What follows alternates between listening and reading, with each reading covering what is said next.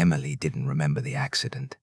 She remembered everything after: the hospital lights buzzing overhead, the weight of silence where her parents' voices should have been, the way adults spoke around her as if she were made of glass.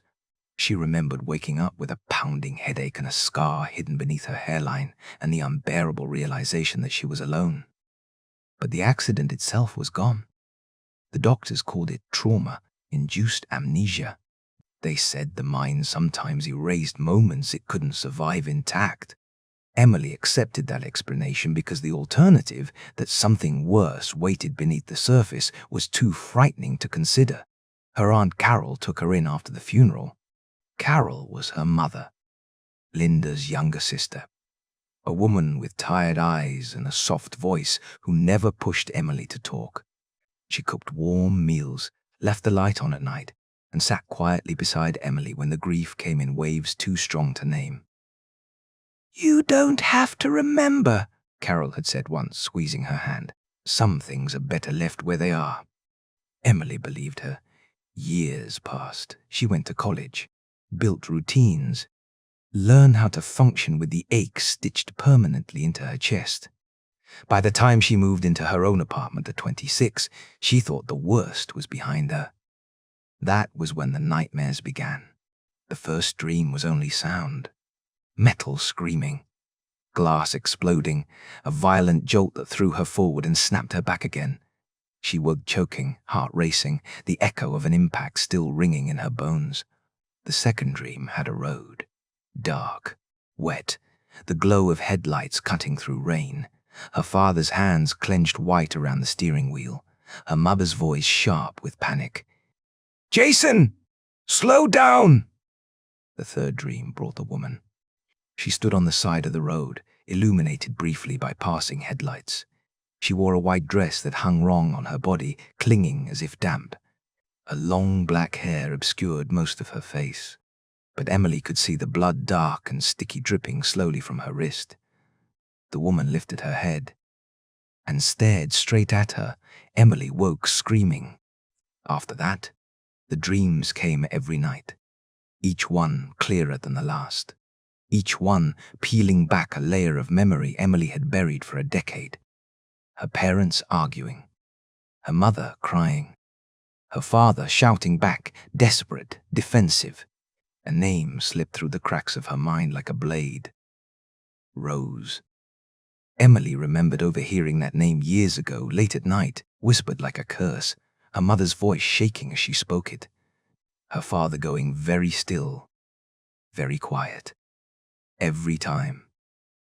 She had never known who Rose was, only that she mattered enough to tear her family apart. Strange things began happening in Emily's apartment. Lights flickered without warning. The air grew cold in certain rooms, especially the bedroom. Once, she woke to find her closet door wide open, the faint smell of something rotten lingering in the air. She started finding damp footprints on the floor, as though someone had walked in from the rain. They always stopped just short of her bed. One night, she woke to the sound of breathing, ragged, uneven, hovering inches from her face. "Who's there?" she whispered. The breathing stopped. In her dream that night, the woman in white finally spoke. "He promised me." The road stretched endlessly ahead.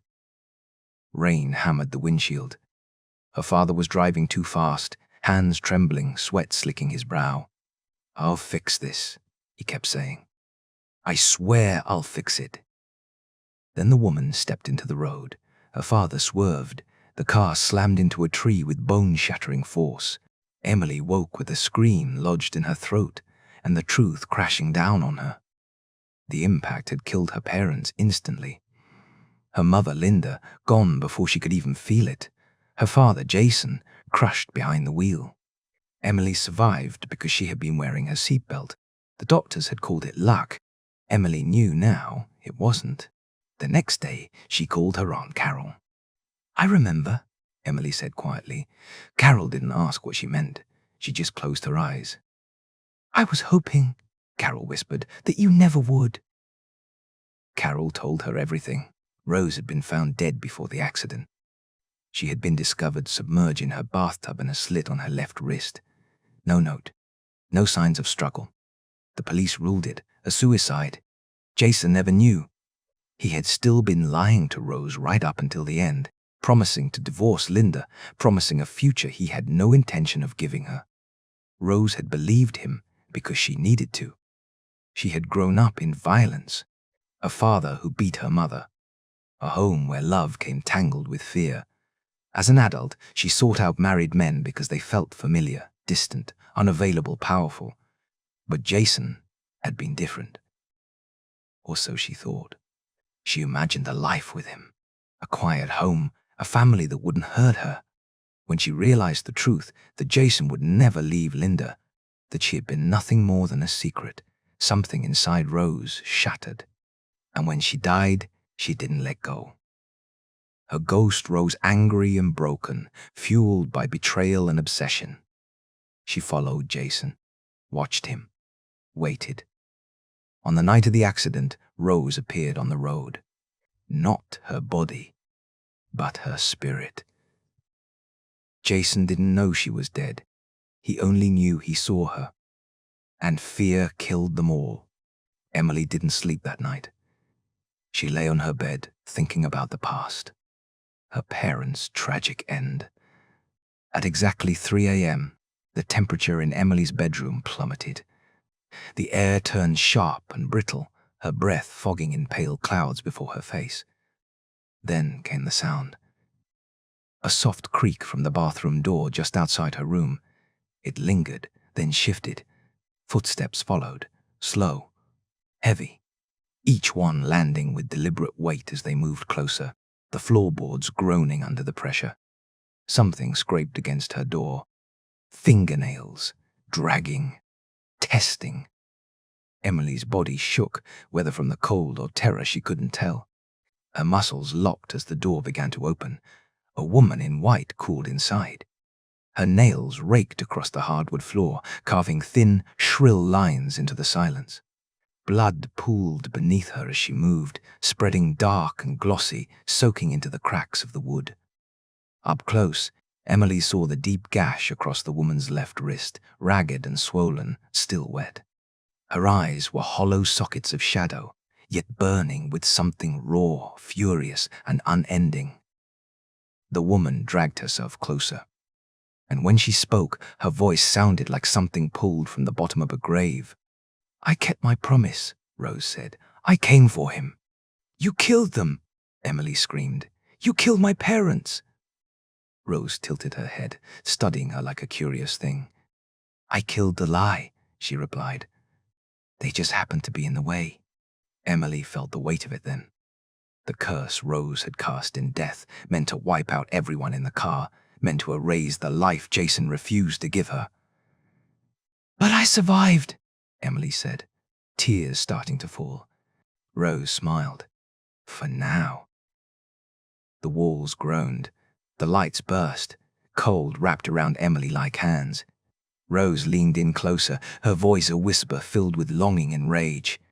"You're the last piece," she said. "And I've waited so long." Emily's chest tightened.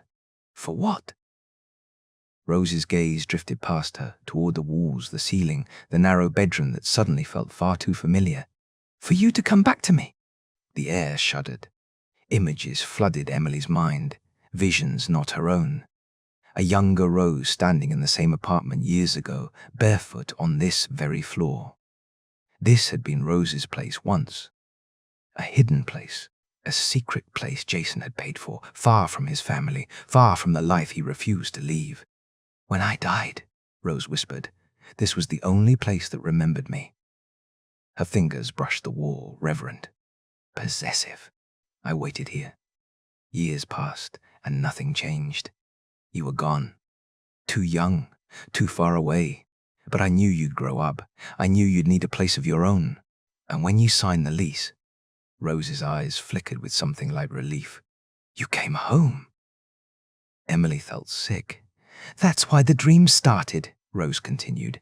"Not because you remembered, but because you were close. Because the walls knew you. Or because I did." The truth settled heavily over Emily. Rose hadn't followed her. Emily had walked straight into her. I needed you to remember, Rose said softly, so the curse could finish what it started. She crept up closer, the scent of rain and decay curling around Emily's breath. You were the only one left. As Rose reached out, Emily felt something tear open inside her. Memories flooded her mind, not her own, but Rose's.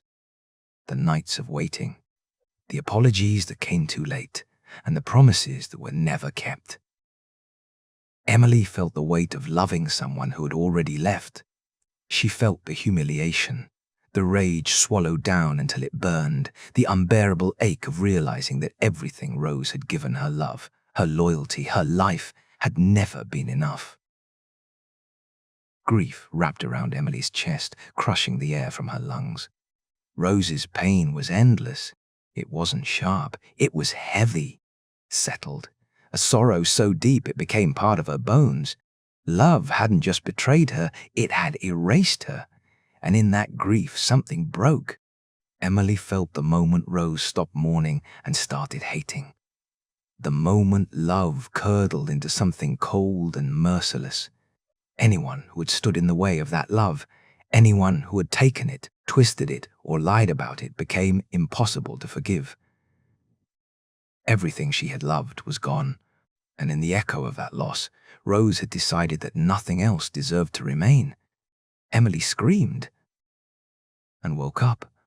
Sunlight streamed through the window. The apartment was quiet, still. Her phone buzzed with a message from her aunt. Please come home. I found something you need to see. Emily stared at the closet. The door was closed. On the floor beneath it lay a single dark footprint. Waiting. Carol found the papers by accident. She had gone into the basement to clean boxes stacked untouched for years, their labels faded, their contents forgotten.